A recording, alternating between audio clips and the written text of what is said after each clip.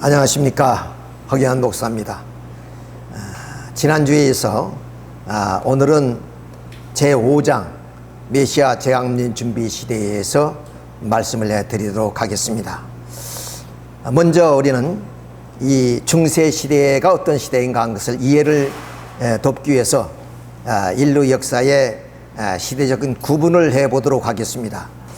우리가 로마가 멸망한 5세기 전을 우리는 고대라고 그러고, 그 이후에 이제 16세기까지 우리는 대략 중세라고 얘기를 합니다. 이 16세기에 바로 종교개혁이 일어나게 되고, 그 이후에 19세기까지를 우리는 근대, 그리고 이후를 우리는 현대라고 이렇게 역사는 나누지만 반드시 이렇다는 얘기는 아닙니다. 그러면 우리는 이 중세에는 대개 기독교 세계이고, 그것이 1000년 정도의 그런 기간입니다.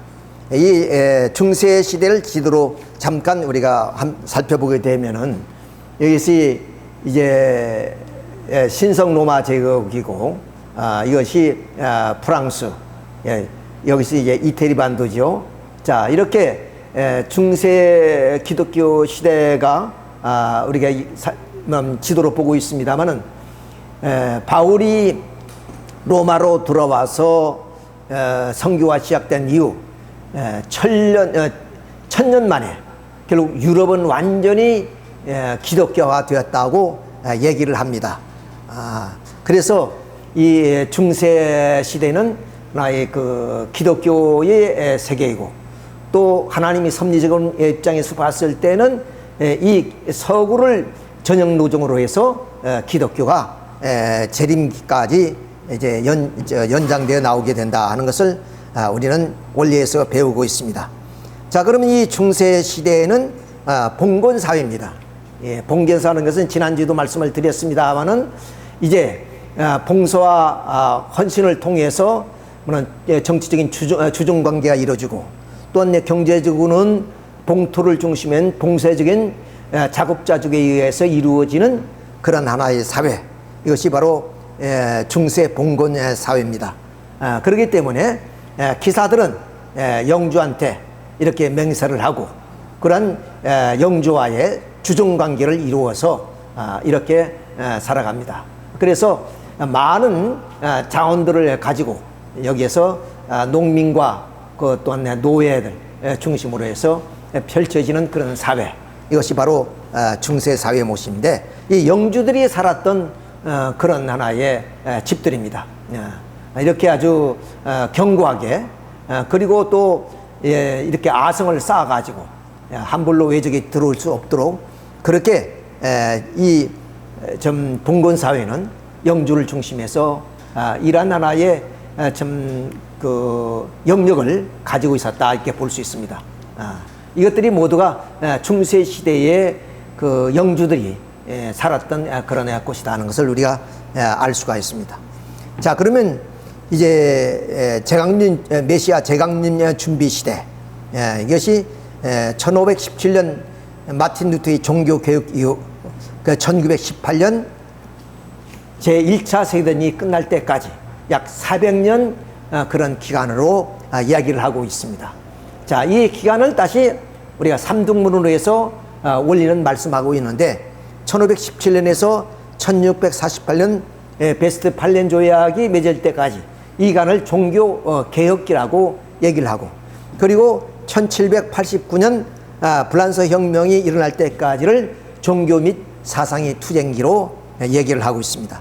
그 1918년 제1차 세계대전이 끝날 때까지 정치, 경제 및 사상이 성숙기로, 이렇게 해서 메시아 재강림 준비 시대를 말씀을 드리게 되겠습니다. 그럼 먼저 제1장 종교개혁기에 대해서 말씀을 드리겠습니다.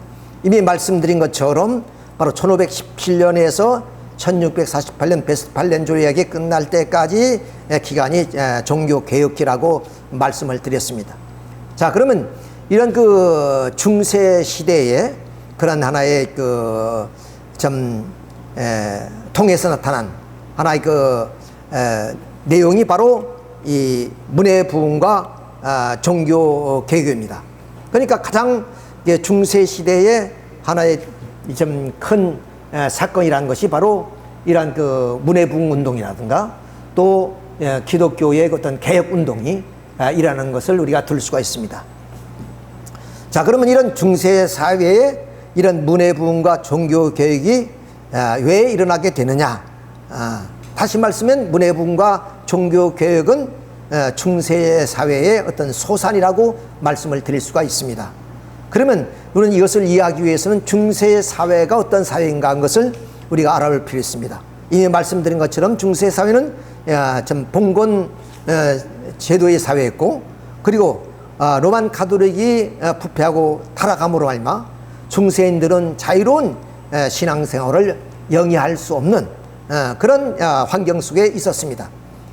그렇기 때문에 이 중세인들은 교황이나 승려들의 간섭하는 그런 그 간섭으로 말미암아 신앙의 자유로움을 구속이 되어 있고, 그리고 봉건 계급제도로 말미암아 자주적인 신앙 활동에 속박을 받고 있는 입장이었습니다.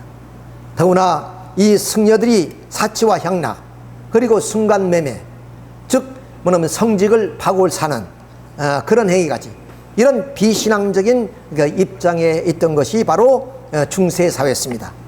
그러면 이 중세 사회가 어느 정도로 타락한 사회인가 한 것을 바로 1074년 그레고리 7세가 이제 교황으로 등극하면서 뭐냐면 로마 교회의 개혁에 대한 칙령을 내리게 됩니다. 그 칙령을 보면 첫째, 성직을 매입하는 자는 매입한 그 자체만으로도 성직의 자격이 없는 것이다. 그러니까 말씀드렸지만 이 성직을 돈으로 사고 팔았다 할 정도로 이 중세 사회가 종교적으로 타락하고 있었다는 것을 알 수 있고, 두 번째는 교구를 맡기기 위해서 금품을 증여자는 자, 그러니까 좋은 그런 좀 교회를 맡기 위해서 이 돈으로서 지위를 얻었다는 얘기입니다. 또는 음란죄를 범한 성직자는 즉시 성직의 기능을 상실한다. 그러니까 결국 성직자들도 음란으로 타락했다는 그런 뜻이 되는 것이고, 평신도도 교황의 칙령을 위반한 성직자들을 목회자로 받기를 거부해야 된다. 그러니까 이렇게 좀 이 성직자로서의 좀 불합리한 사람들을 그러면 성직으로 받아들여서는 안 된다.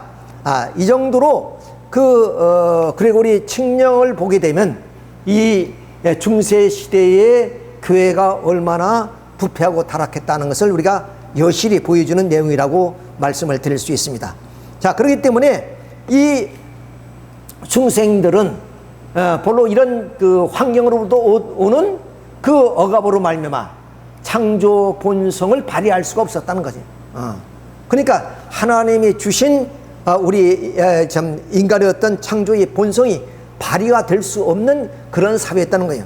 그러니까 이런 중세 인간들은 내외양면으로 이것을 이제 타파해서 창조 본성의 그런 삶을 영위하고자 했던 것입니다. 따라서 우리 인간은 몸과 마음으로 되기 때문에 그런 하나의 추구도 양면으로 외적으로 내적으로 갈 수밖에 없습니다. 그래서 이 중세 사회의 지도 정신을 가인형, 아벨형으로 이렇게 분립해 놓게 됩니다. 그래서 가인형은 고대 바로 헬라 사상의 그런 간의 복구 운동이고, 그리고 또한 아벨형은 히브리 사상의 복구 운동이 됩니다. 따라서 헬라 사상의 복구 운동인 바로 이 인문주의, 그 인문주의가 결국 문해부흥을 일으켰고, 히브리 사상의 복구 운동인 바로 신본주의인 바로 이 신본주의가 종교 개혁을 일으킨다. 이렇게 해서 결국 이 중세 사회의 문해부흥과 종교 개혁이 일어나는데, 이것은 말씀드린 것처럼 바로 교황이 타락함으로 말미암아 믿음의 기대를 세우질 수 없기 때문에 여기에 사탄이 침범해서 그것을 분립하는 그런 하나의 입장에서 중세인들이 창조 본성을 지향하고자 하는 외적 내적인 그 지향에 의해서 결국 고대의 그런 헬라 사상과 히브리 사상의 복구 운동에 의해서 결국 문화 부흥과 종교 개혁이 일어나게 되었다 하는 하나의 말씀이 되겠습니다. 자, 그러면 이런 문화 부흥과 종교 개혁은 이런 고대의 헬라 사상과 히브리 사상의 복구 운동으로 이렇게 일어나는 것이기 때문에 이런 헬라 사상과 히브리 사상의 흐름을 우리가 잠시 참고로 이해할 필요가 있습니다. 자, 헬라 사상과 히브리 사상의 흐름을 보면은 이 지도를 보다시피 여기 지중해를 중심하는 이 크레타 섬을 중심해서 바로 기원전 2000년경에 미노아 문명이 이제 좀 발생하게 되죠. 그리고 그 문명이 기원전 11세기에 바로 그리스 반도로 들어가게 됩니다. 그리고 이러한 하나의 미노아 문명은 결국에 이 그리스를 중심해서 인본주의인 그런 헬라 사상을 중심 이념으로 하는 그런 가인형 헤브라이즘이 이 그리스 반도를 중심해서 하나의 사상 체계가 이루어지게 된다면, 반면에 같은 시기에 이란 서아시아에서는 히브리 민족을 중심한 신본주의인 그런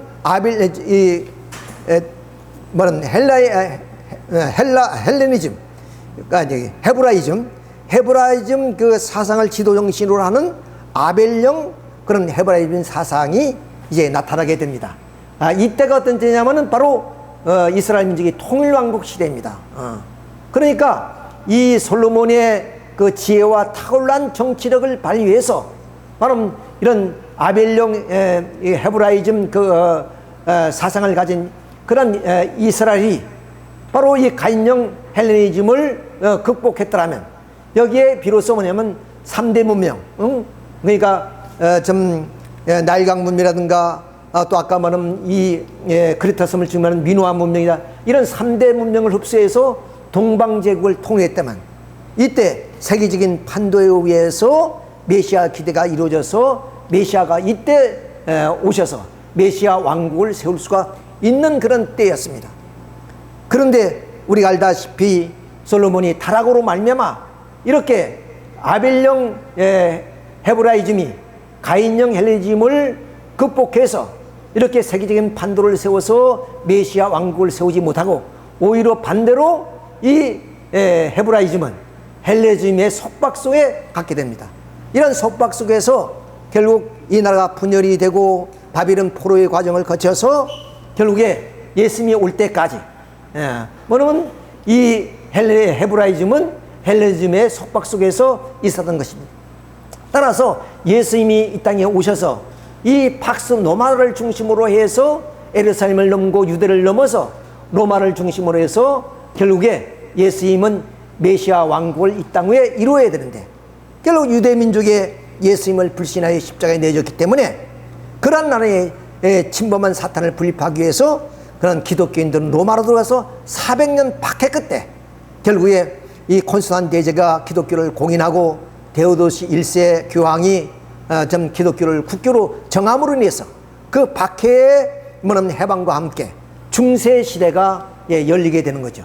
그래서 중세 기독교 사회가 형성이 되는데, 이 중세 기독교 사회는 결국에 영적인 교황을 중심한 왕국과 그리고 국왕을 중심한 실체적인 왕국이 하나가 되어서, 그러면 메시아의 기대를 세워서 메시아를 맞이해야 되는데, 결국 교황과 국왕이 하나가 되지 못했기 때문에 결국 사탄이 침범으로 해서 이 침범한 사탄을 분립하는 하나의 과정이 나타나게 됩니다.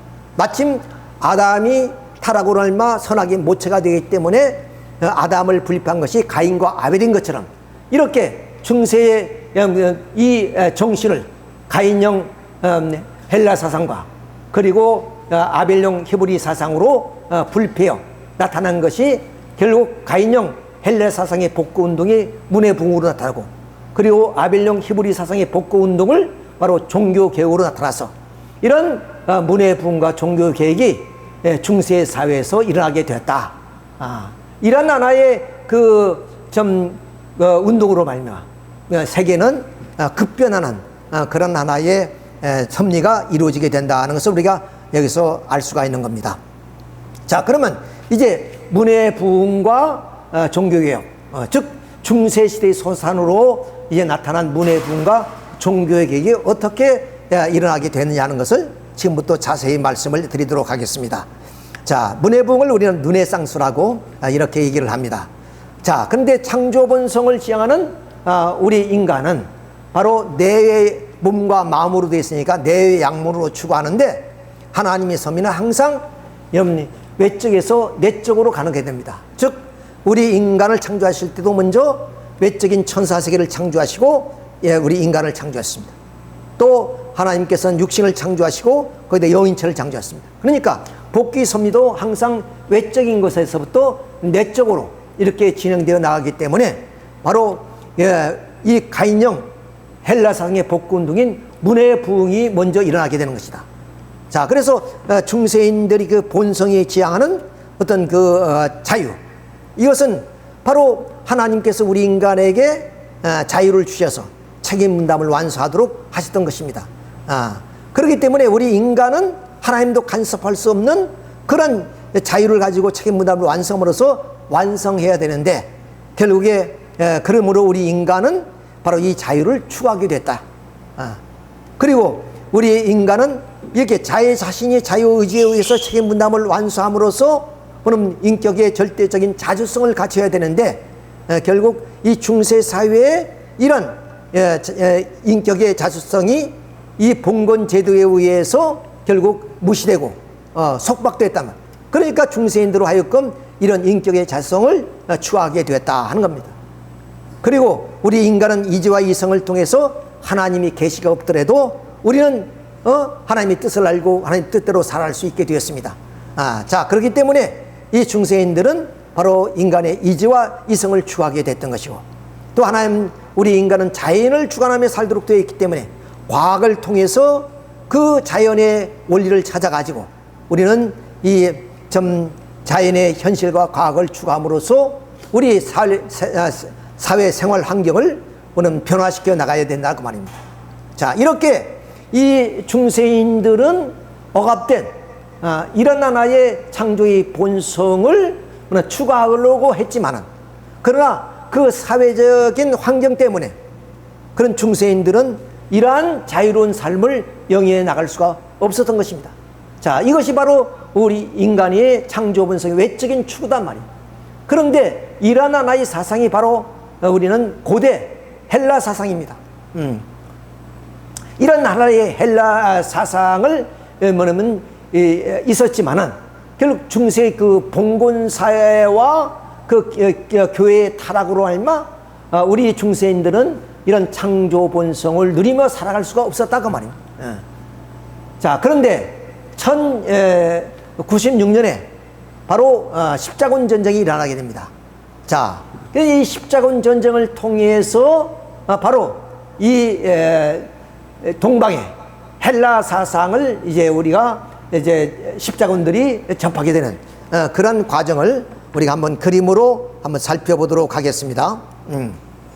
자, 이 소아시아를 중심으로 하는 이 중동 지역에, 오늘 중동이라죠. 이 중동 지역을 이 마케도니아 왕자 알렉산더가 페르시아를 10년 만에 정복해 버립니다. 그런데 이 알렉산더 대왕이 그럼 열병을 걸려서 33살에 요절을 해버리죠. 그 유장들에 의해서 이 헬레니즘 제국이 세워지게 됩니다. 그래서 마케도니아 왕국, 시리아 왕국, 에집트 왕국이 세워지는데, 이 알렉산더 대왕이 가는 곳마다 도시를 세웠어요.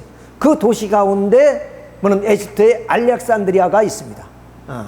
이 알렉산드리아는 어떠냐? 이 헬레니즘 제국 자체가 디오게네스의 말처럼 당신은 누구요? 그렇다면 나는 세계 시민입니다 하는 세계 시민주의.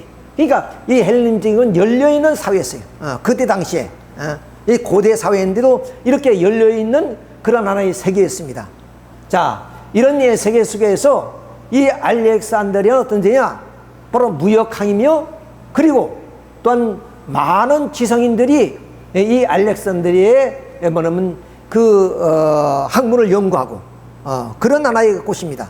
야, 이렇게 그 알렉산드리아는 팔로스 등대라는, 그러니까 높이가 130m, 그리고 그 빛이 50km까지 비출 수 있는 무역항이었어요. 그러니까 무역항이니까 뭐냐면 수많은 배들이 오가는 그런 곳이고, 그 다음 또 여기는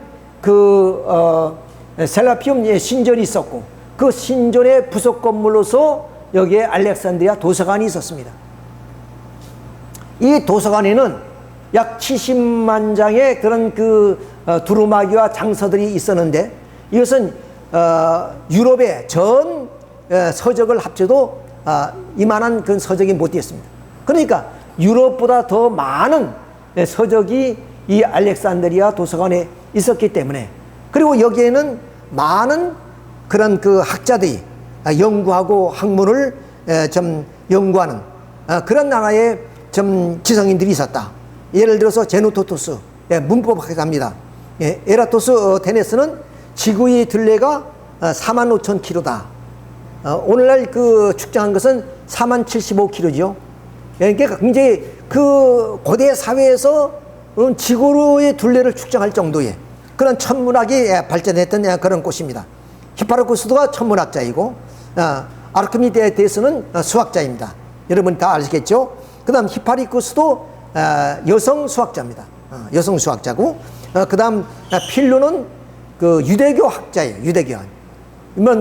그리스의 우주의 원리를 우리는 로고스라고 그러죠. 그 로고스를 성서에서는 하나님 말씀으로 번역한 사람이 이 필론이라고 그래요.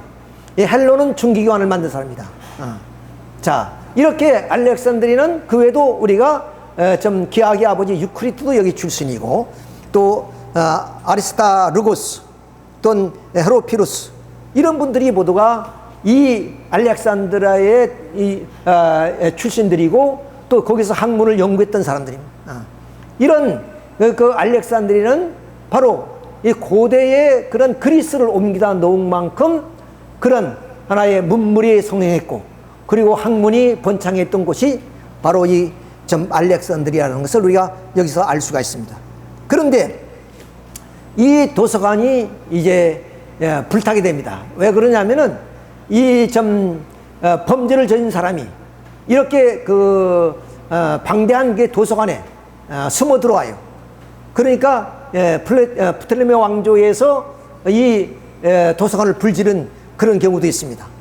물론 이제 나중에 또 그런 장서들이 복구됐을지도 모르겠습니다만은, 어쨌든 간에 그러다가 결국 이 헬레니즘 제국이 BC 30년에 옥타비아누스에 의해서 완전히 다 점령이 되죠. 그래서 로마화됩니다.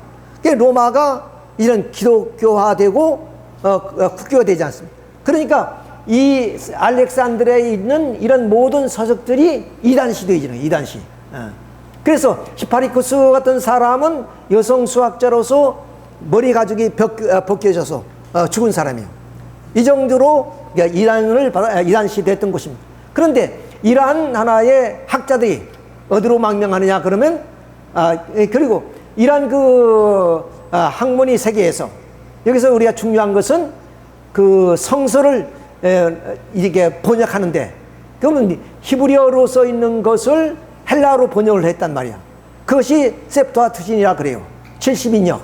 그러니까 이 유대는 바로 이 헬렌 지역의 속국이 되었기 때문에 유대 학자들 각 지파별로 12지파니까 6명씩 해가지고 72인을 학자들이 알렉산드리아에 와서 이 성서를 헬라로 번역하는 겁니다. 그 번역한 한 것을 바로 이 알렉산드리아에서 이루어졌다 그 말입니다. 알렉산드리아에서 이런 70인역이 결국에 라틴어로 또는 영어로 이렇게 번역해서 세계화됐다 하는 것을 우리가 알 수가 있습니다. 자, 이렇게 활발하게 그런 학문을 연구했던 이 알렉산드리아가 결국에 이 헬레니즘 제국이 로마화되고, 결국 로마가 기독교화되면서 이단 시대에서 결국에 이 헬레니즘 문화는 어디로 가느냐? 결국 이 사산조 페르시아로, 그렇게 학자들이 망명을 하게 되죠. 학문이 이제 이쪽으로 옮겨졌다는 거예요. 그래서 이 사산조에서 천일야와 같은 그런 하나의 문학들이 나오게 된 겁니다. 그렇죠? 근데 이 사산조 페르시아도 결국에 7세기에 누구에게? 바로 이슬람에게 망합니다. 예. 그래서 그 문화가 모두가 다 이 사람으로 흘러들어오죠. 이렇게 좀 아주 짙게 색깔난 것이 말하면 그 정통 카리프 시대의 이 아라비아 반도를 말하면 이렇게 통일했던 그런 제국. 그 다음에 이런 부분이 우아미 왕조, 그리고 이베리아 반도까지 아파스 왕조. 이렇게 이제 단기간에 이슬람 제국이 이런 큰 대제국을 이루게 되죠. 자, 이렇게 되기 때문에 아까 말씀드렸던 사산조 페르시아의 그런 그 문학이라든가 그런 하나의 사상이 결국에 이 이슬람으로 다 들어왔기 때문에 이슬람에는 알코올, 대수학, 그리고 알카리아, 지도색, 평균, 유크리트, 기하학, 아라비아 숫자, 그리고 도약, 연고, 알코올, 제지기술. 이 제지기술은 어떻게 들어오냐면 그 당나라의 고선지 장군이 7만 병력을 이끌고 달라스에서 이슬람과 전투를 합니다. 그런데 거기서 패해가지고 돌아간 군인이 한 10,000명도 되지 않아요. 그 가운데 바로 제지기술사가 포로가 되어 있었어요. 그 제지기술사를 통해서 뭐냐면 이 당나라의 제지기술이 이슬람으로 넘어왔고, 그 이슬람의 제지기술이 뭐냐면 이베리아 반도죠. 여기가 스페인. 이베리아 반도의 레콩킹스타, 즉 국토 회복 운동. 그것을 통해서 결국에 제지기술이 결국 유럽으로 흘러 들어갔다는 겁니다. 이것처럼 당시에 그 사회는 이렇게 교통이나 통신기관이 없었기 때문에 주로 그런 문명과 문화가 이러한 전쟁을 통해서 이전되었다는 것을 우리가 알 수가 있습니다. 그러니까 결국 그리스의 그런 하나의 학문이 바로 이 알렉산드리아로 들어왔고, 그 알렉산드리아에 또한 학자들이 바로 사산조 페르시아가 었고, 그리고 페르시아가 멸망하면서 이슬람으로 넘어왔기 때문에 이슬람은 이런 자연과학과 인문과학이 참으로 찬란하게 빛나고 있었습니다. 더구나 연금술 이런 것들이 이만하면 상당히 발전되어 있었다. 근데 이때 칼리프 제국이 바로 이제 이슬람을 장악하고 있는 그런 입장에 있었기 때문에 여기가 예루살렘 성지입니다. 이 예루살렘 성지에 순례하는 순례객들을 핍박하기 시작했습니다. 그러니까 여기에 좀 동로마 황제 알렉시우스 황제가 서로마 교황에게 구원병을 요청해요. 구원병을. 그래서 그 결성된 것이 십자군 전쟁이죠. 그래서 이 십자가와 초생딸, 그리고 알라와 여호와 하나님의 전쟁이 벌어진 겁니다. 이것이 바로 십자군 전쟁이다. 이렇게 말씀을 드립니다. 이런 십자군 전쟁이 얼마나 지속되면 약 200년 동안 지속이 됩니다. 물론 처음에 1차에 십자군이 와서 예루살렘 성을 접수합니다. 그래서 100년 동안 예루살렘 왕국이 세워져요. 그래서 기독교가 지배하다가 이 이스라엘에는 유명한 살라딘이라는 장군이 나타납니다. 그 장군에 의해서 다시 이 예루살렘이 이제는 정복당하고, 그래서 그 후 6번이나 원정을 했지만 기독교의 원정은 모두가 실패로 끝나게 되죠. 자, 이렇게 실패로 끝났지만은 결국에 이 이슬람의 모든 학문이 결국 이 전쟁을 통해서 중세 사회로 흘러 들어가게 되었다, 그 얘기입니다. 그 중에 우리가 예를 들어서 말하면 13세기 경에 궁정에서 말하면 이제 이런 음료 시인들이 불러주는 서사시들이 있어요. 그것들이 뭐냐면 대개 그런 켈트족의 신화에 나오는 그런 아스왕 이야기, 또는 트리스탄과 이졸데라는 그런 얘기, 이런 것들이 결국 음료 시인들에 의해서 읊어지고 있었단 말이야. 그러니까 그 말은 무슨 말은 이 중세 사회는 신중심적인 기독교 사회입니다. 그러니까 인본주의적인 어떤 문학도 자연과학도 여기는 모두가 금기시하는 그런 시대에서 금기시계.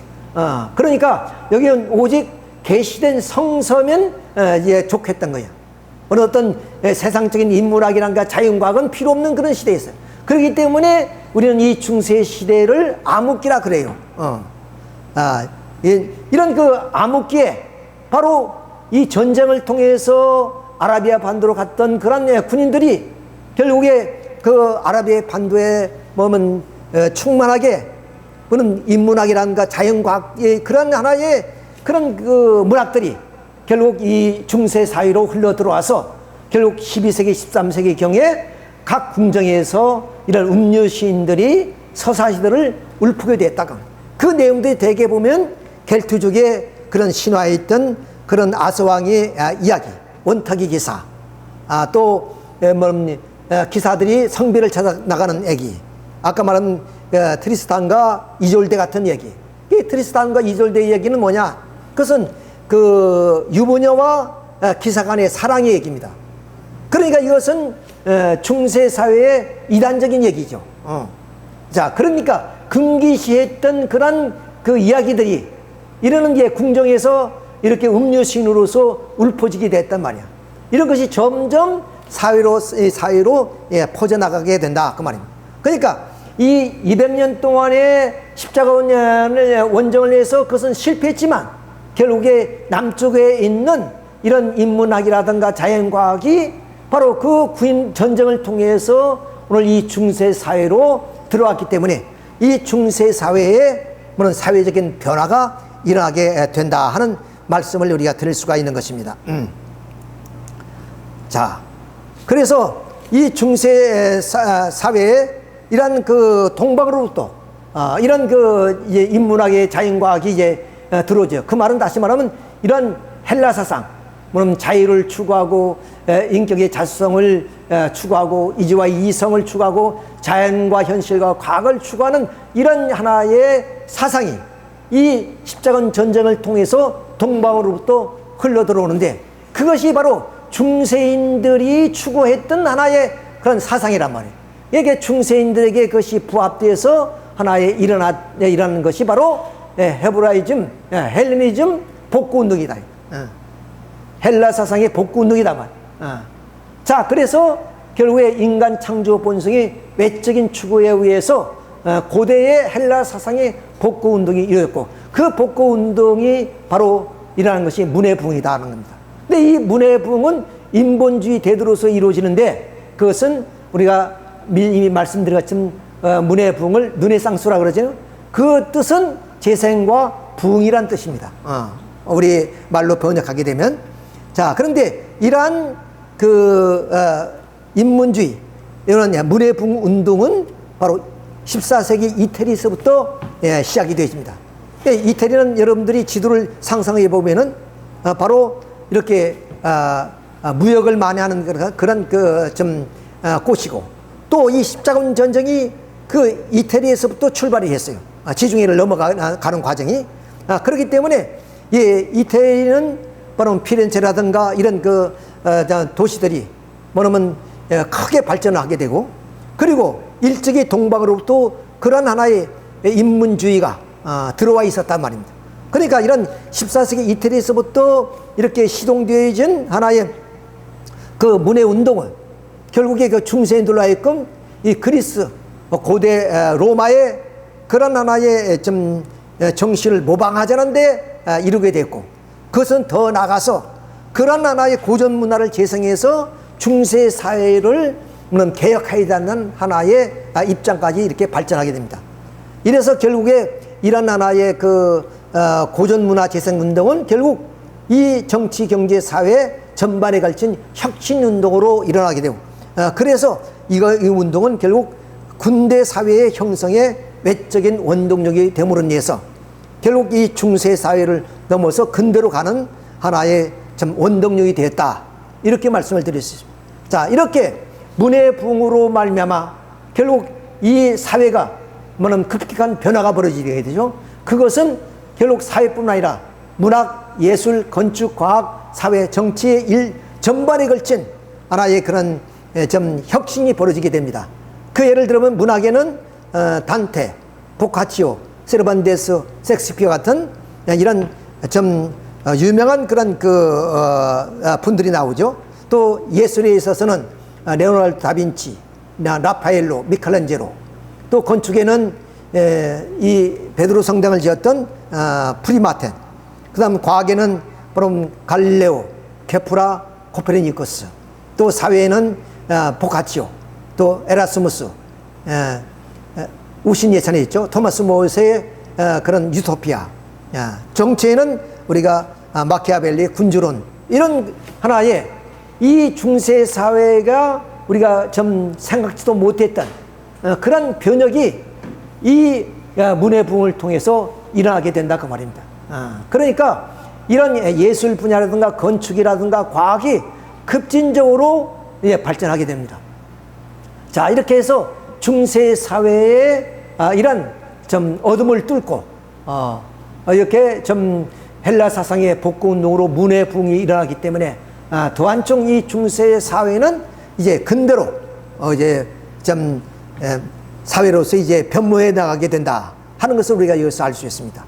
참, 이어서 그러면 문해 부흥이 일어났으면 이제 그에 의해서 결국 그 자유의 하나의 사상이 이제 사회뿐만 아니라 종교계에도, 교회도 이제 스며들기 시작했습니다. 그래서 종교 개혁이 일어나게 되는데, 역시 중세 인간들이 그런 그 추구는 외적인 것뿐만 아니라 내적인 것이기 때문에 이렇게 외적인 것에서부터 내적으로 말하면 그 추구함으로 인해서 결국 억압된 그 자유는 뭐야? 바로 이 종교의 어떤 그 의식과 규범에 의해서 그 중세인들은 자유가 속박되고 있었단 말이에요. 이런 데 대해서 뭐냐면 이제 반항하는 겁니다. 그리고 이게 중세인들은 이 봉건제도와 그 교황에 의해서 인격의 자주성을 유린다고 하고 있기 때문에 이 봉건제도와 교황권에 대해서 대항하게 되었고, 그래서 또한 이러한 자유의 사상에 의해서 인간은 이지와 이성을 통해서 우리가 하나님의 그런 계시가 없더라도 우리가 그 이성을 발전시켜서 우리가 살아가야 되는데, 결국 이 중세인들은 이 교회를 중심으로 해서 결국에 좀 교황에게 의탁해서 교황이 축복해주면 모든 것이 다 이루어진다는 고루한 하나의 신앙생활에 반발하는 그런 기류가 생기게 됩니다. 그리고 이런 자유의 사상은 자연과 현실과 과학을 무시하고 결국에 이런 둔세적이며 타계적이고 금욕적인 생활 태도에 대해서 배격하게 됐다는 겁니다. 자, 그래서 이 중세인들이 내적인 그런 그 추구에 의한 하나의 운동이 뭐냐? 이것이 바로 이런 하나의 종교 개혁 운동입니다. 이렇게 해서 결국 이 창조 본성을 내적으로 추구했던 중세인들에 의해서 교황권에 대해서 도전하고 반항하게 됐단 말이에요. 그런데 이러한 나라의 교황권에 대해서 반항하는 그 모티브를 어디서 했냐? 그것이 바로 초대교회의 정신으로 돌아가자는 겁니다. 초대교회는 비록 가진 건 없지만 서로 형제간에 떡을 떼면서 서로 좀 하나님의 뜻을 위해서 그 정열적인 신앙을 했고 생명이 불타오르는 그런 신앙을 했단 말이에요. 그런 초대교회의 모습으로 우리가 돌아가자는 그런 복고 운동이 바로 일어나게 됐다. 자, 그런 운동이 결국 중세인들이 창조 본성의 내적인 추구에 의해서 결국 헤브라이즘의 복고 운동이 이루어지게 되고, 이런 하나의 복고 운동으로 말미암아 결국 종교 개혁이 일어나게 됐다. 이렇게 이제 말씀을 드릴 수 있습니다. 자, 그럼 이런 종교 개혁은 14세기에 결국 영국의 그런 존 위클리프를 중심으로 해서 시작이 되어집니다. 그러니까 우리는 16세기 종교 개혁이 일어났다고 얘기했지만 훨씬 200년 전부터 이렇게 좀 종교 개혁의 그런 기류는 흐르고 있었다는 것을 알 수 있습니다. 왜냐하면 이 성서는 라틴어로 되어 있기 때문에 아무나 볼 수도 없었고, 그래서 그런 교황이나 그런 사제들만 봤던 그런 성서입니다. 그런데 이 위클리프는 그럼 이 라틴어로 되어 있는 것을 영어로 번역해서 모두가 다 읽을 수 있도록 그렇게 한 겁니다. 물론 그렇게 물론 금서가 되어 있지만은 자, 그렇게 읽고 되고, 또 종교의 어떤 의식과 제도란 것은 성서에 없다는 겁니다. 그러니까 이런 교황을 중심해서 그렇게 우리가 신앙생활을 할 것이라 성서를 중심으로 생활을 한다. 오직 성서로서 우리는 신앙을 영위해야 된다. 이렇게 이제 부르짖게 됩니다. 그러니까 결국 핍박과 박해가 있겠죠. 그래서 여기에 좀 안후스, 에라스무스 이런 사람들이 또한 이런 개혁 운동에 참여하게 되는데 이런 사람들은 결국 화형을 당하게 되죠. 결국 1517년 마틴 루터의 종교개혁의 봉화가 이제 집혀짐으로 인해서 결국에 스위스에서는 쭈빙글로 또한 프랑스에서는 칼뱅 같은 개혁자들이 나와가지고 이제 전 유럽으로 이제 개혁 운동이 펼쳐지게 됩니다. 그것을 우리가 잠시 사진으로 살펴보겠습니다. 자, 존 위클프가 이 사람입니다. 아까 말씀드린 영어로 번역해서 누구나 성서를 읽을 수 있도록 그렇게 했죠. 자, 그러면서 가난한 자들에게 성경을 나눠주기도 했습니다. 아마 그때는 이제 인쇄술이 발달하지 않을 때니까 아마 그 성경을 이렇게 수기로 썼으니까 귀한 것 같아요. 그래서 좀 가난한 사제들에게 이게 성서를 나눠줄 동네니까. 그런데 이런 안후스는 콘스탄틴 공의회에서 이제는 이단으로 이제 규정이 돼가지고 결국 화형을 당합니다. 그런데 이 안후스가 화형을 당하면서 하는 말이 뭐냐면 너희는 지금 거위 한 마리를 불태워 죽이고 있다. 그러나 100년 후에는 이제 태울 수도 없고 삶을 수도 없는 백조가 나타날 것이다. 이런 얘기를 하고 죽었다 그럽니다. 이 말은 뭐냐? 이 안후스의 말대로 100년 후, 그러니까 이제 그 안후스가 이렇게 그러면 이 개혁을 짓고 있은 이후 약 100년 후에 결국 마틴 루터가 종교개혁을 일으키죠. 그리고 1648년에 결국 베스트팔렌 조약을 통해서 이런 신국 간의 종교의 자유가 허락되어집니다. 그러니까 결국 그 백조란 것은 뭐예요? 그것은 그 신앙의 자유. 그렇기 때문에 이제는 그때는 그럼 나는 이렇게 한 마리 거위로서 너희들이 불태워 나를 죽이지만 불태울 수도 없고 삶을 수 없는 그런 시대가 도래한다는 것을 이렇게 예언적으로 말씀하신 것을 우리가 볼 수가 있습니다. 자, 이렇게 해서 종교개혁이 어느 아침에 한 날 이루어진 것이 아니라 오랫동안에 그런 의로운 개혁자들에 의해서 종교개혁이 이루어지게 되고 말씀드린 것처럼 급기야 1517년 빈덴베르크의 그 교수였던 신부인 마틴 루터가 종교개혁의 봉화의 횃불을 들었습니다. 그 다음 그러면 스위스의 쭈빙글로 그리고 프랑스의 존 칼뱅 등이 이렇게 개혁운동에 앞장섬으로 해서 전 유럽은 이런 하나의 개혁의 봉화가 이제 불타오르게 되었죠. 자, 이렇게 해서 결국 유럽 전역의 정치, 종교성의 그런 개혁을 통해서 이로 말미암아 결국 이 캐톨릭이 그대로 있을 수가 없는 거죠. 그래서 이제 이 신교도를 이제 구속하고 또한 핍박하고 그다음 이제 고문하고 이러면서 100년 동안 종교 전쟁을 합니다. 그러다가 결국에 그 독일을 중심한 30년 전쟁이 끝나는 것이 뭐냐? 1648년 베스트팔렌 조약을 통해서 끝나게 됩니다. 이 베스트팔렌 조약의 주 내용이 뭐냐? 종교의 자유입니다. 그러니까 신교든 구교든 간에 이런 개인이 선택할 수 있다는 것을 이렇게 조약으로 맺은 겁니다.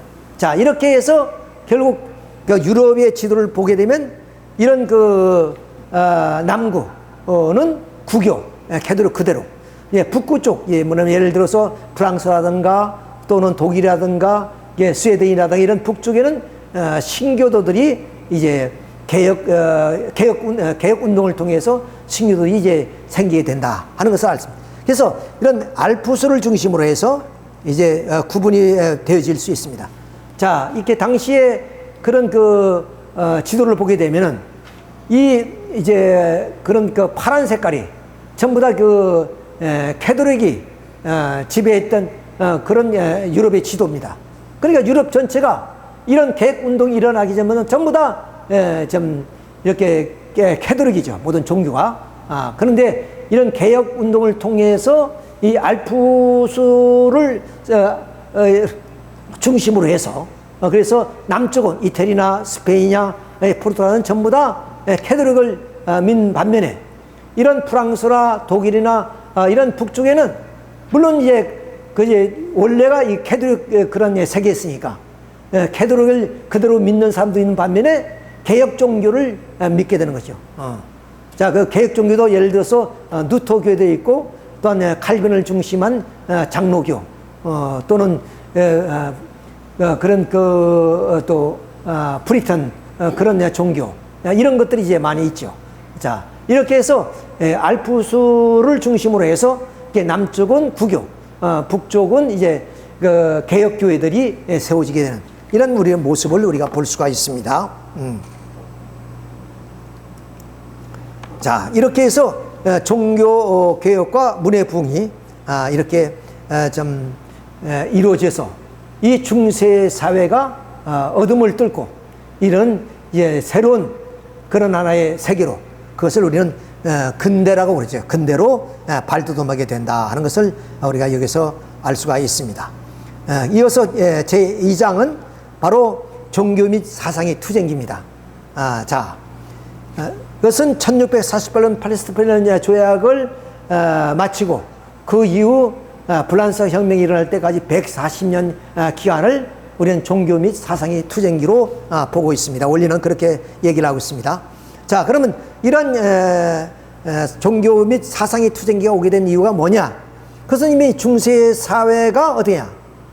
결국 타락함으로 인해서 아담이 타락함으로 인해서 선악의 모처가 됐기 때문에 가인과 아벨로 가르듯이 그런 가인형 헬라 사상의 복구 운동을 통한 문화 부흥과 그리고 아벨형 히브리 사상의 복구 운동으로 인한 종교 개혁이 일어났단 말이죠.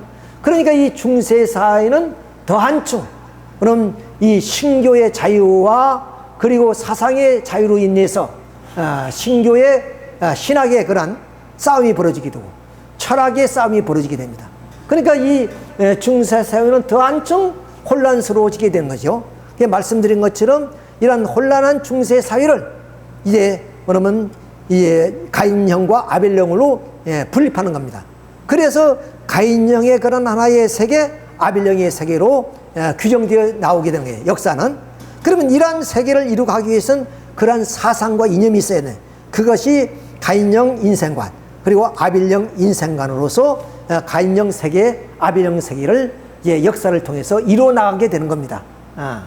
자, 그러니까 결국에 이 종교 및 사상의 이런 투쟁기를 통해서 이런 세계는 물론 세계는 당시에 이 중세 사회 하나밖에 없었는데 그 중세 사회가 부패하고 타락하니까 가인과 아벨형으로 분립해서 이제 그런 하나의 형의 세계가 이루어지게 나오게 된다 하는 말씀이 되는 거예요. 자, 그래서 이제 중세 사람들은 어떻게 했어요? 이런 문화 부흥을 통해서 결국에 인본주의로 인해서 문화 부흥이 일어나게 되죠. 그러니까 이런 문화 부흥을 통해서 신의 기유와 종교적인 그런 헌신을 가벼이 생각합니다.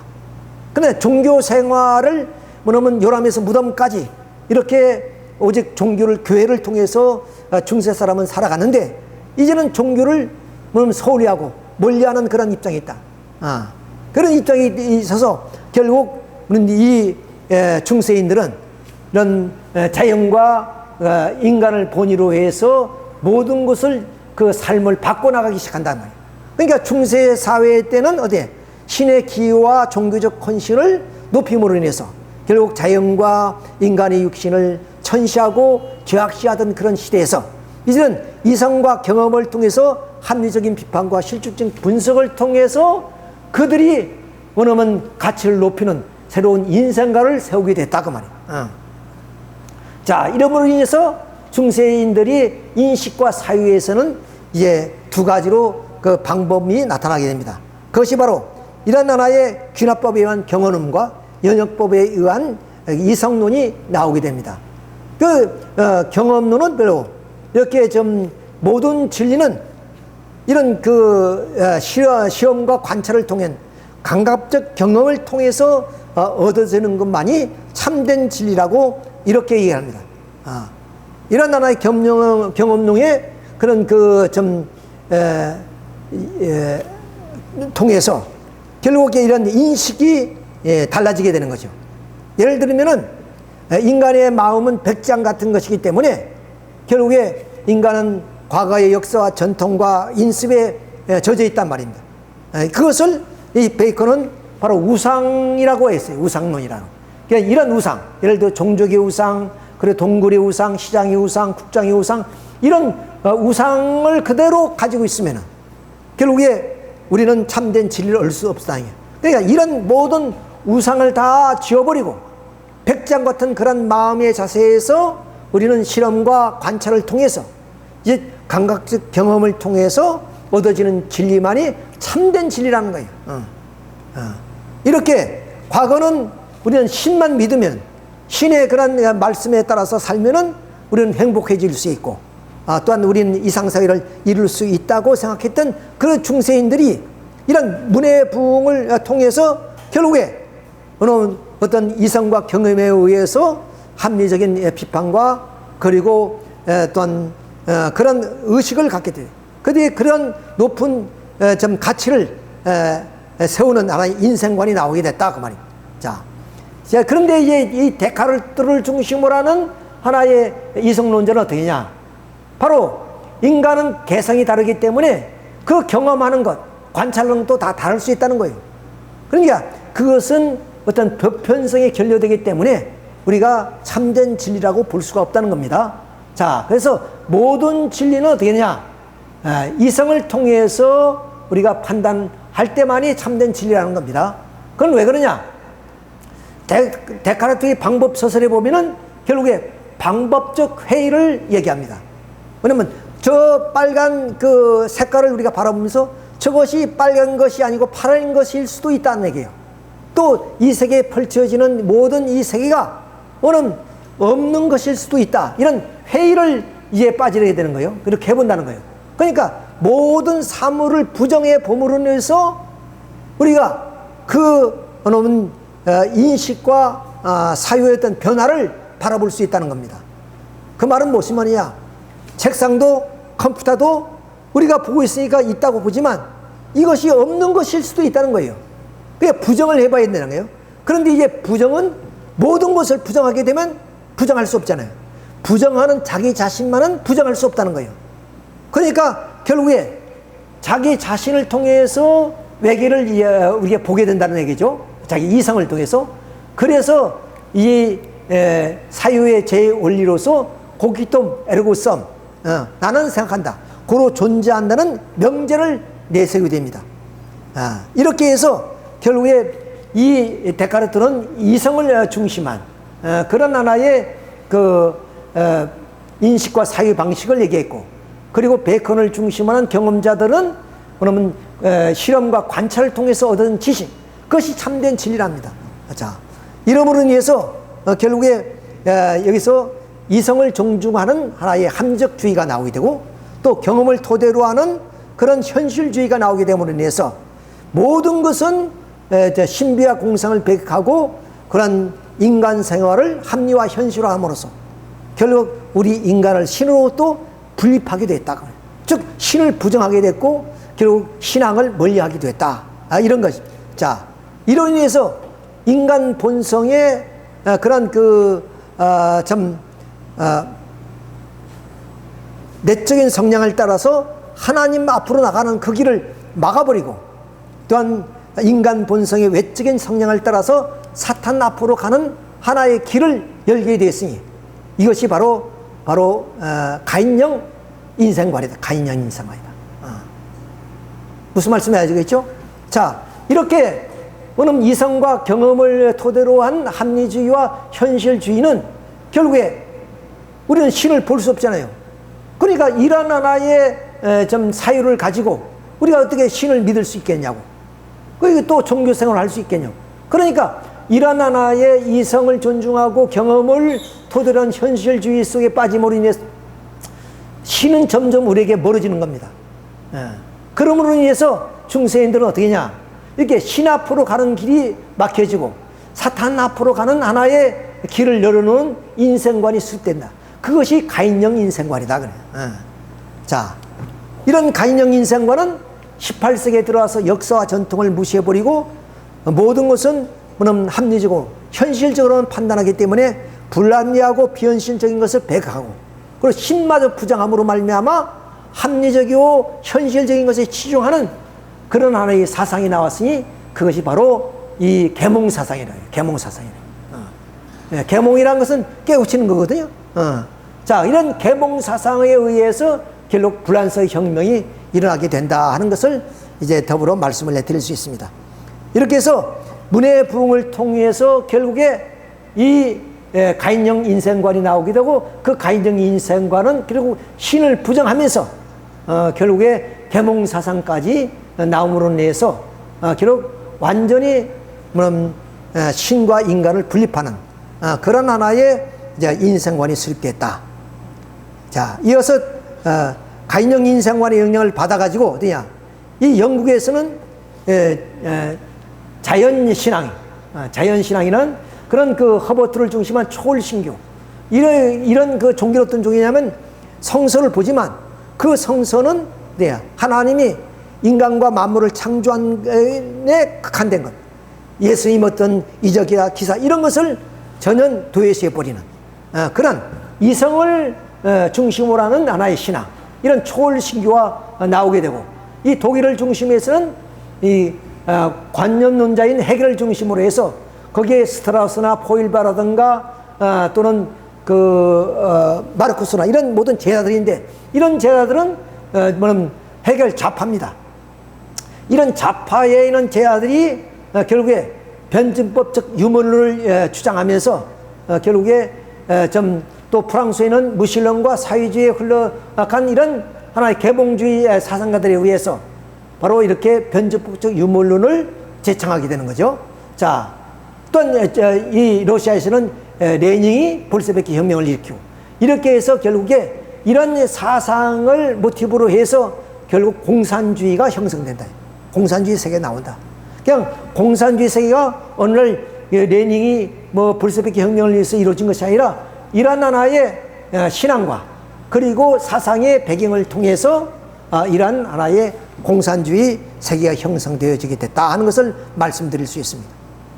그 다음에 우리는 아빌령 인상관입니다. 자, 인간 본성의 내적인 추구에 의해서 결국 뭐냐면 이 헤브라이즘 복구 운동이 일어나겠죠.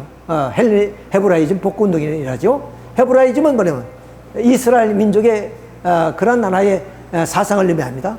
그런데 헤브라임의 복구 운동은 결국 뭐냐? 이렇게 종교 계획을 일으키게 된다 하는 얘기입니다. 다시 말씀드리면 우리가 그 근대에서 중세에서 근대의 역사를 바라보게 되면은 바로 이 가인형 인생관의 입장에서 봤을 땐 결국 신을 부정하는 입장이 되는 거 아니에요. 니체가 신을 부정하듯이 그런 사상만이 있는 줄 알지만은 바로 이런 그 인간 본성의 내적인 추구에 의한 헤브라이즘 복구 운동도 있어서 그 복구 운동에 의해서 종교 개혁이 일어났다는 것을 우리는 알고 있습니다. 이런 하나의 종교 개혁이 일어남으로 인해서 이런 운동으로 인해서 철학과 종교가 창조 본성을 지향하는 입체적인 인생관을 세우게 됐다. 자, 이런 인해서 결국 그것은 아빌령 인생관이 됩니다. 따라서 가인형 인생관은 어떠냐? 우리 인간의 본성에 뭐냐면 이런 내적인 그 성향을 따라서 하나님 앞으로 가는 길을 막아버리고 사탄 앞으로 우리 인간을 인도했잖아요. 가인형 인생관은. 그래서 이 가인형 인생관은 하나님과 신을 신과 우리 신앙을 독립시켰어요. 그래서 신을 부정하는 입장까지, 종교는 아편이라고 할 정도로 이렇게 이 가인형 인생관의 사상은 그렇게 뭐냐면 좀 인류를 교육시켜 나왔다는. 그 반면에 아빌령 인생관은 더 한층 뭐냐면 이러한 내적인 성향을 따라서 하나님 앞으로 가는 길을 고차적으로 뭐냐면 지향하게 했다 하는 얘기입니다. 그러니까 가인형 인생과 아빌령 인생은 전혀 다른 길을 가게 되었다는 것을 우리가 여기서 알 수 있죠. 자, 그런 철학적인 면에서는 뭐냐? 이미 말씀드린 것처럼 이렇게 베이컨이나 그리고 또 데카르트를 중심으로 하는 그 인식의 사유가 이러면 이제 주장했는데, 이것을 칸트는 그것을 비판합니다. 왜 비판하냐? 예, 잠깐 그 내용을 간단히 말씀을 드리면 좀 어려운 내용이지만은, 자, 데카르트의 합리론은, 자, 뭐냐면 그 실험 과정을 거치지 않았다는 거죠. 그래서 이성을 통해서 외계를 이제 바라봤기 때문에 결국 그것은 경험을 도외시했기 때문에 독단론에 빠진다는 거예요. 자기 주장일 뿐일 수도 있다는 거예요. 또 베이컨을 중심한 이 경험론은 결국에 이 보편 타당성이 되지 않는다는 거예요.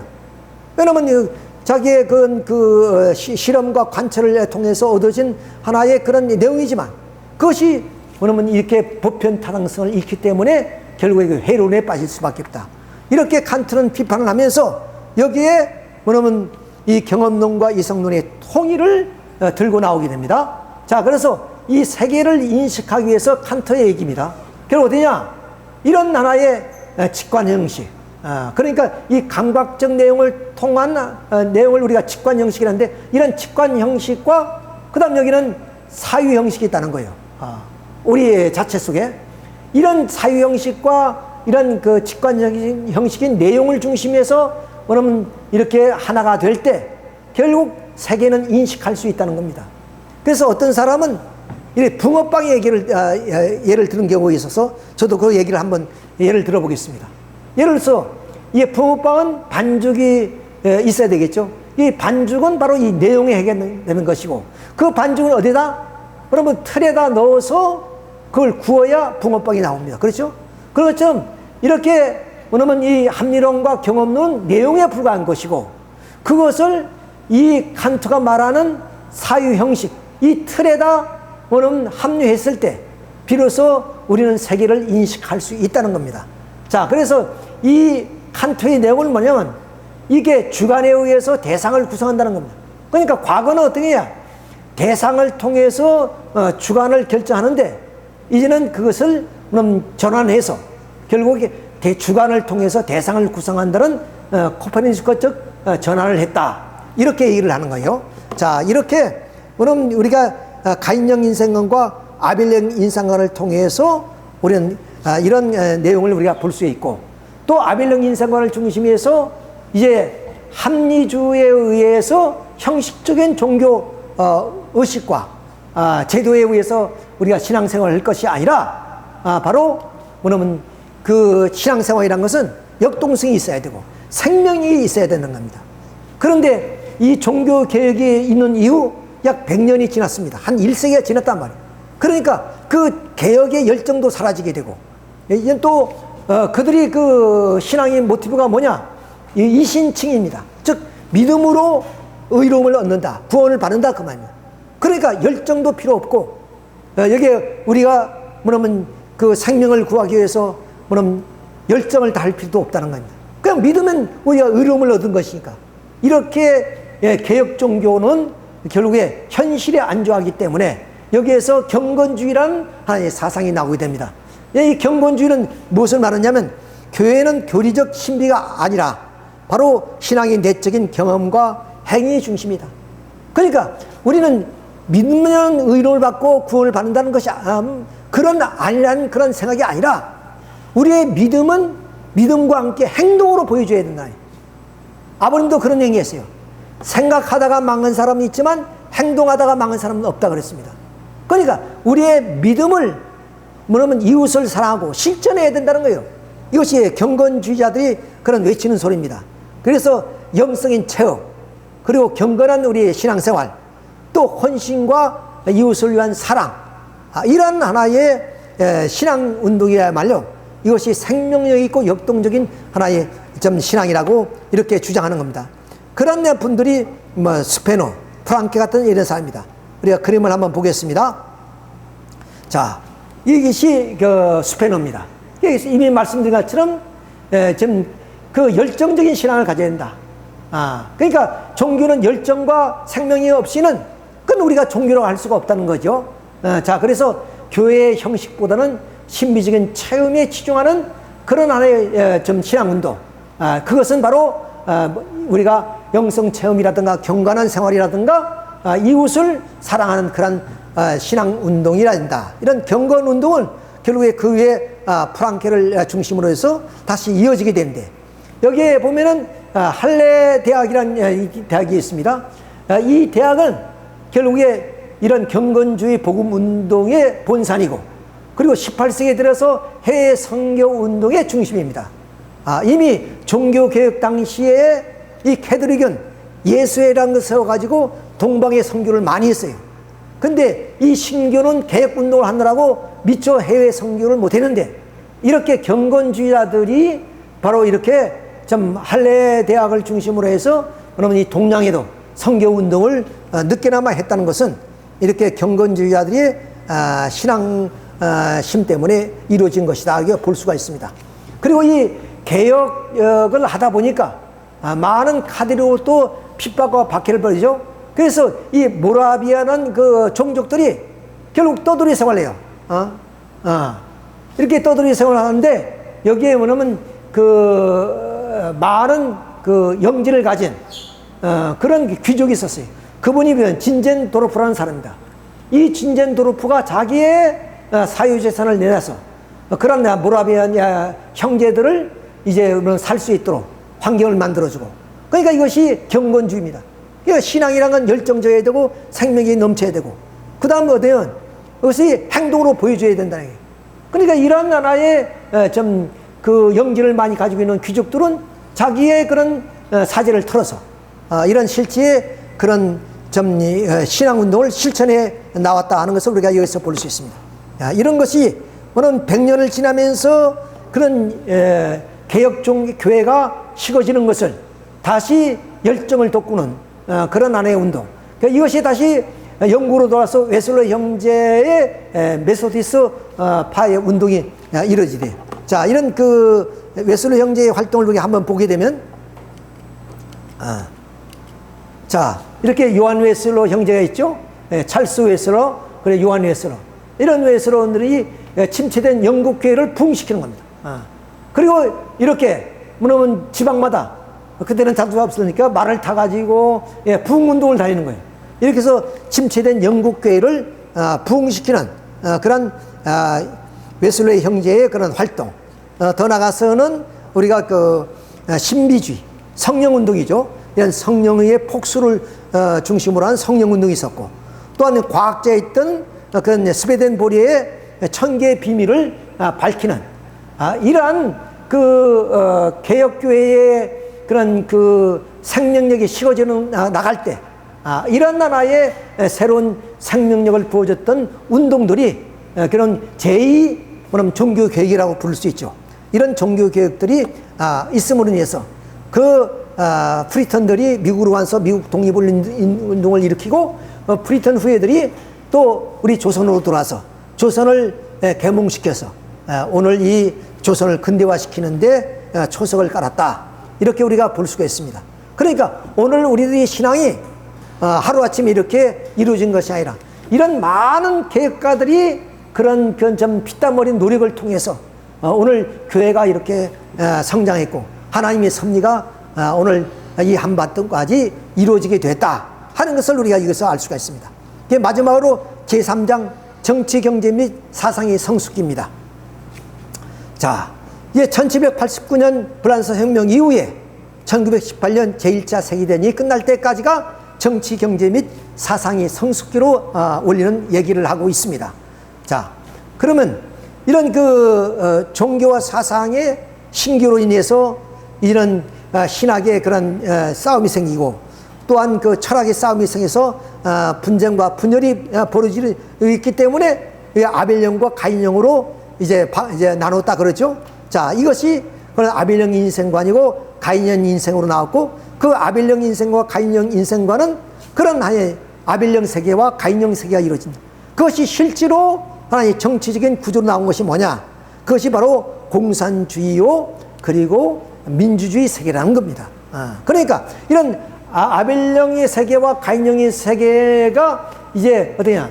우리 정치, 경제, 사상도 그런 식으로 변모함으로 나타난 가인령의 세계는 공산주의요, 그리고 아벨령의 세계는 민주주의로 나타나게 되었다는 겁니다. 자, 그러면 이제 그 민주주의의 출현, 이것을 우리가 한번 살펴보도록 하겠습니다.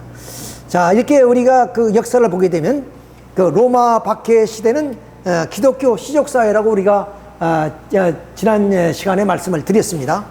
다음 이제 그 교구장 시대에는 봉건사회이고, 그 교구장 시대를 지나서 결국에 기독교 통일왕국 시대가 오죠. 이때가 바로 군주사회입니다. 그래서 이때 그 기독교 왕국은 어디냐? 메시아 왕국을 위한 군주사회입니다. 즉, 이 땅 위에 메시아를 하나님이 보내기 위해서 이렇게 그러면 역사가 발전해 왔다는 겁니다. 그럼 왜 기독교 왕국까지 와게 되느냐는 것입니다. 자, 이 시족사회에서 그러면 그 시족이 메시아가 오게 되면은 메시아를 모실 수가 없단 말이야. 왜? 메시아는 사탄 세계에 오시기 때문에 사탄이가 메시아를 죽이려 한다는 거예요. 그러니까 최소한도 이 메시아가 그러면 태어나서 그런 메시아의 사명을 다하기 위해서는 어떠냐? 최소한도의 이런 군주사회가 형성이 되어야 됩니다. 그러니까 하나님은 이 사회를 이렇게 발전시키는 거예요. 그럼 시족사회에서 봉건사회로, 그리고 군주사회로. 그럼 이게 발전되는 것은 뭐냐? 바로 발전된다는 것은 결국에 주권과 백성과 판도가 넓어진다는 뜻입니다. 그렇잖아요. 그냥 시족사회는 그 시족값밖에 없어요. 봉건사회는 결국에 이런 그 한 나라의 그런 조그마한 영역이란 말이에요. 그러니까 그런 영역을 가지고는 메시아를 맞을 수 없다는 거예요. 그래서 그 주권과 백성과 판도를 넓히기 위해서 최소한도 기독교 왕국이 세워지게 됐다. 그래서 이 기독교 왕국은 메시아 왕국을 위한 군주사회라는 것을 미리 말씀을 드립니다. 그러면 이 기독교 왕국은 메시아를 막기 위해서 어떻게 되느냐? 바로 국토 없는 영적인 그런 왕국, 교황을 중심한, 그리고 실체적인 국왕을 중심한 왕국이 하나가 돼서 바로 메시아를 맞을 수 있는 군주사회가 되어야 된단 말이에요. 그런데 우리가 알다시피 이 기독교 왕국에서 이 교황과 국왕이 하나가 되지 못하고 또한 교황의 책임을 다하지 못함으로 알마 이 기독교 왕국을 깨어버릴 수밖에 없는 것이다. 그래서 결국에 이 기독교 왕국이 메시아 왕국으로서의 군주사회의 책임을 다했더라면 이때 봉건사회가 끝나고 군주사회로서의 굳건하게 메시아 왕국을 위한 군주사회가 됐을 것입니다. 그런데 결국에 이 기독교 왕국이 군주사회가 깨어짐으로 인해서 이런 그 군주사회가 없음으로 인해서 봉건사회는 바로 17세기 말까지 이렇게 봉건사회가 연장이 된다는 거예요. 그러니까 봉건사회가 연장이 된다는 것은 뭐냐? 말씀드렸죠. 사회의 발전은 결국 메시아를 이 땅에 보내기 위한 것이기 때문에 그 주권과 백성과 판도를 넓혀야 되는 겁니다. 그러니까 이 봉건체제 가지고서는 메시아 왕국을 위한 그런 기대를 세울 수가 없단 말이에요. 반드시 군주사회가 와야 되는 겁니다. 근데 그 군주사회가 깨졌기 때문에 봉건사회는 붕괴되지 않은 채 17세기 말까지 이렇게 쭉 계속됐기 때문에 이때 메시아는 올 수가 없는 겁니다. 자, 그래서 이런 그 봉건사회 속에서 이 중세 사회는 교황을 중심으로 하는 각 지방의 그 제후들을 중심한 봉건체제가 그대로 유지됐잖아요. 이때 십자군 전쟁이 일어나는 거예요. 그래서 그 기사들이 결국 그 남쪽으로 내려가서 예루살렘을 중심하고 원정을 했지 않아요? 자, 이렇게 하다 보니까 이 십자군 전쟁에 패배했단 말이야. 그러니까 교황의 위신이 땅에 떨어지게 되고 또한 기사들이 죽고 또 전비로 인해서 이 봉건 체제를 유지할 수 있는 그런 나라의 경제력이 이제는 떨어지게 됐습니다.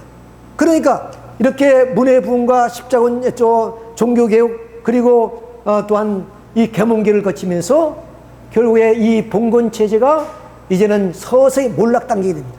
그러니까 이 봉건 제도 하에서 지방에 있는 제후들이 어떠냐? 중앙으로 몰려와서 민족 단위로 국가를 세우는 거예요. 그래서 강력한 군주를 세우게 됩니다. 근데 그런 하나의 군주들은 어떠냐? 바로 이 왕권 신수설에 의해서, 즉 왕권 신수라는 건 무슨 말이냐면 신에게는 책임만 있을 뿐 그런 그 백성에게는 책임이 없는 것이 왕이라는 거예요. 그러니까 그 왕은 신이 하나님이 내려주신 것이다. 그러니까 그 왕은 신에게만 책임이 있고 백성들은 이 왕에게 절대적으로 복종해야 된다는 것이 이런 왕권 신수설에 의해서 어떠냐? 그 절대적인 권력을 가지게 됐단 말이야. 절대적인 권력.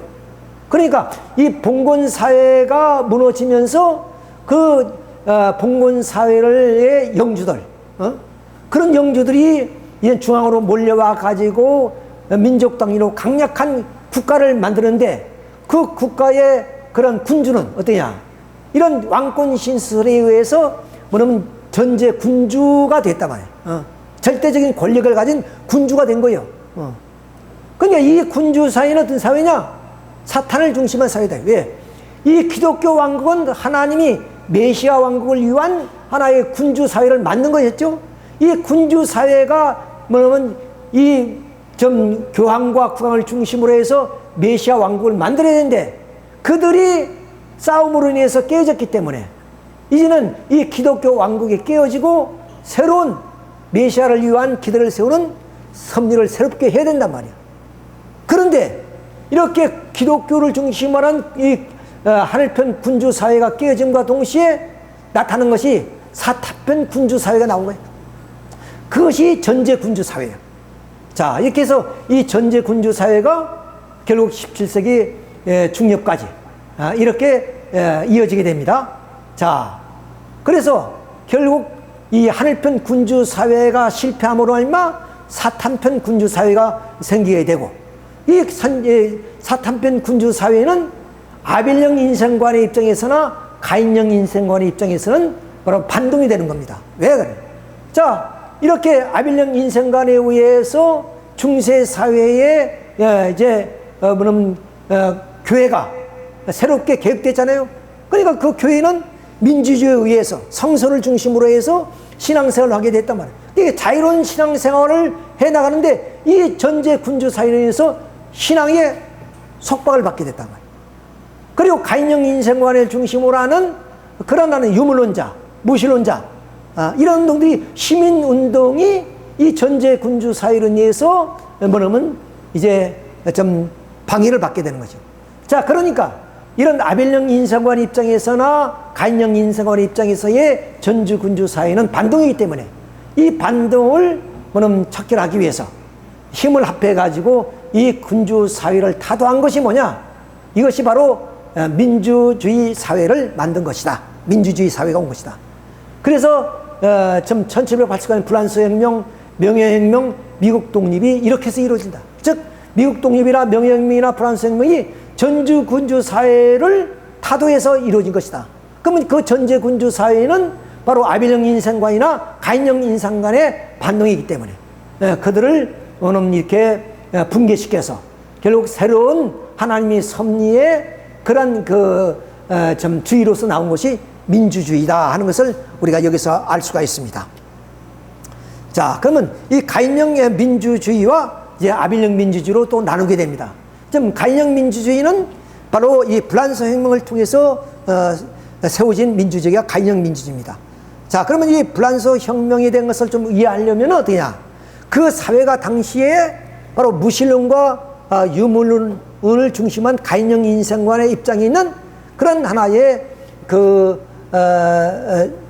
이제 입장에 있는 그런 무리들이 중심으로 해서 이런 그 계몽 사상가들이 이 전제 군주 사회를 타도해서 이루어진 하나의 그 혁명이단 말이에요.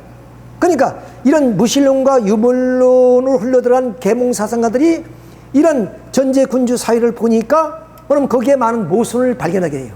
이게 봉건 제도의 잔재들이 남아 있고 그래서 시민 계급이 이 절대적인 모순을 이제 자각하고 여기에서 그럼 1789년 이 절대 군주 사회를 타도하는 그런 하나의 혁명이 바로 1789년에 일어났던 프랑스 혁명입니다. 그래서 이 프랑스 혁명이 결국 자유와 평등을 해방을 위해서 인권을 선언함으로 말미암아 이 해방이 이루어지게 되는데 그러면 이 프랑스 혁명을 이뤘던 그런 그 주동자들은 뭐냐?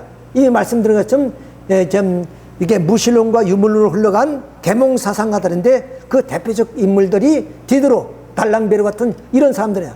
이런 사람들이 그 정치의 결과를 보게 되면 이 사상 이들도 전제 군주 사회를 타도했지만 그들이 정치는 어때야?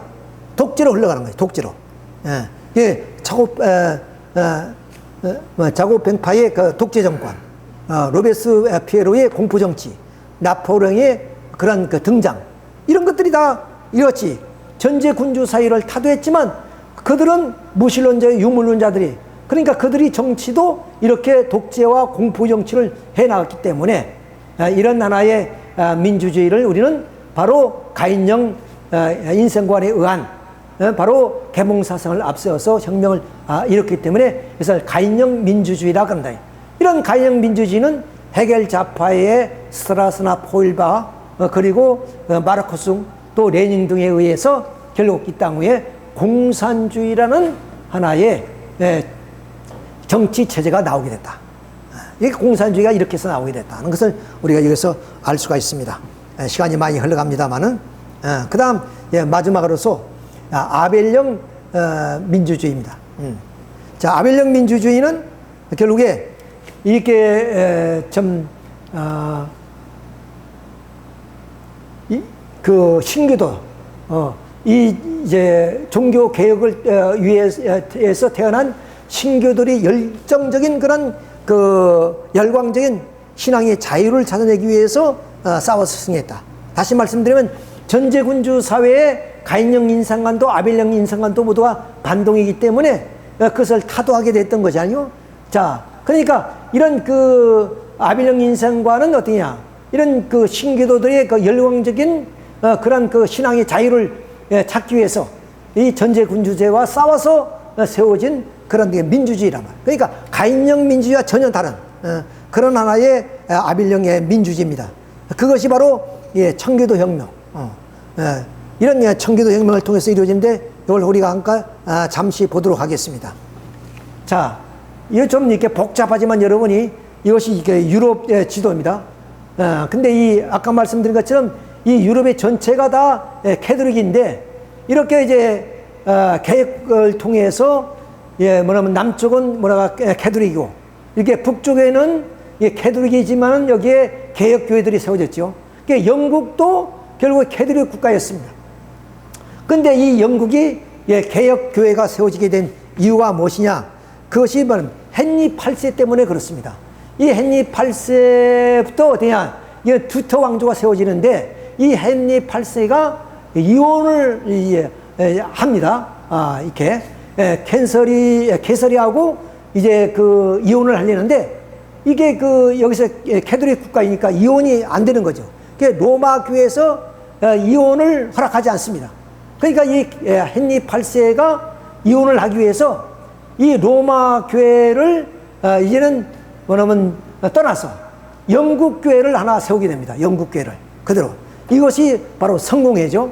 이렇게 성공회를 세워서 결국 이혼을 해서 엠블린하고 이제 결혼을 하게 되죠. 자, 그래서 쭉 이렇게 내려와서 결국 엘리자베스 여왕까지 나옵니다. 영국은 이 엘리자베스 여왕 때부터 이제 좀 세계적인 그런 나라의 지도국가로 발돋움하게 돼서 그래서 영국에서는 이 엘리자베스 여왕을 높게 이제 평가하는 이유가 바로 여기에 있습니다. 자, 이런데 이 엘리자베스 여왕이 결혼을 하지 않고 나는 나라와 함께 영국과 결혼한다. 그래서 이제 독신으로 살았습니다. 그러니까 자식이 없으니까 여기에서 제임스 1세를 중심으로 해서 얘는 스튜어트 왕조가 탄생하죠. 자, 근데 이제 여기서 어떠냐면 제임스 1세 이후에 찰스 1세가 들어왔는데 이 찰스 1세가 어떠냐? 바로 이 영국 교회가 성공회니까 이제는 그 캐톨릭의 잔재를 다 없애버리고 이제는 신교의 그런 신앙을 해야 될 거 아닙니까? 근데 이 찰스 1세는 다시 캐톨릭으로 복귀한다는 거예요. 자, 이렇게 해가지고 이회파와 뭐냐면 그 왕당파가 싸움을 해서 결국 왕당파 찰스 1세가 죽고 여기에서 이제 사형을 당합니다. 그리고 이제 이 크루멜이 갑자기 죽었기 때문에 그의 아들 찰스 2세가 프랑스에 돌아와서 왕이 되는데 이 찰스 2세도 역시 이렇게 캐톨릭주의로 이제 가는 겁니다. 자, 그러니까 여기서 어때야 이제 좀 그 네덜란드는 제임스 2세를 불러서 여기에서 어때야 명예혁명이 일어난 거죠. 명예혁명.